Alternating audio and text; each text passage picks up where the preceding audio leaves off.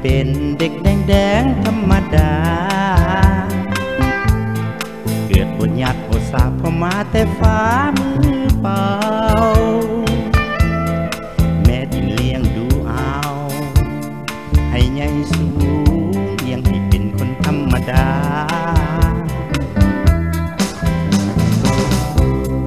พอส่งไปโรงเรียนย้อนเขียนอ่านบ่ได้เว้าบ่เป็น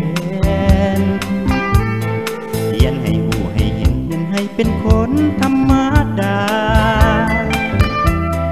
เรียนให้หูราคาค่าของชีวิตย่านค่อยผิดคนธรรมดา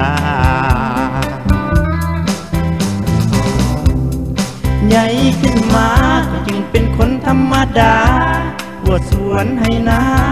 เงินสานบ้านสองสิ่งในเงินทองไปถือเป็นของธรรมดาถ้านะศักดิ์ศรีหั่งมีหรือทุกโจรใครบ่สนพอใครคนธรรมดามือหมดลมหายใจใครจะไปธรรมดาไปบ่ยากบ่สาจะไปแต่ฟ้ามือเปล่ากลับขึ้นไปบ้านเก่าเฮาแบบธรรมดาดังที่ค่อยเกิดมา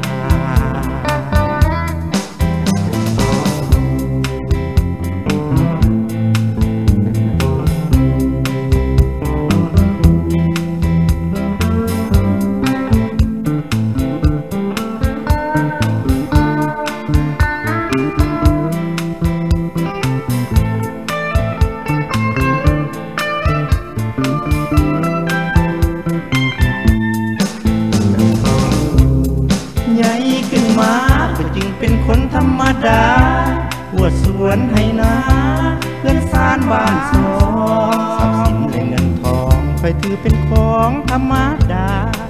ถ้านะศักดิ์ศรีหั่งมีหรือทุกโจรค่อยบ่ส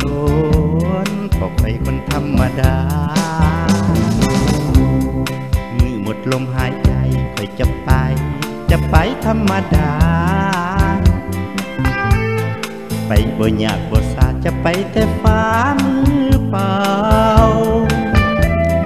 กลับขึ้นไปบ้านเก่าเฮาแบบธรรมดาดังที่ค่อยเกิดมาค่อยคนธรรมดาอยู่กินแบบธรรมดาไปมาก็ธรรมดาคนธรรมดาอยู่ไปตามภาษาแบบคนธรรมดาคนธรรมดาอยู่กินแบบธรรมดา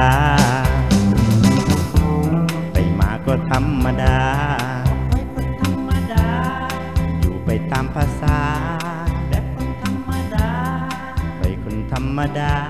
อยู่กินแบบธรรมดาไปมาก็ธรรมดาอยู่ไปตามภาษาคนธรรมดาอยู่กินแบบธรรม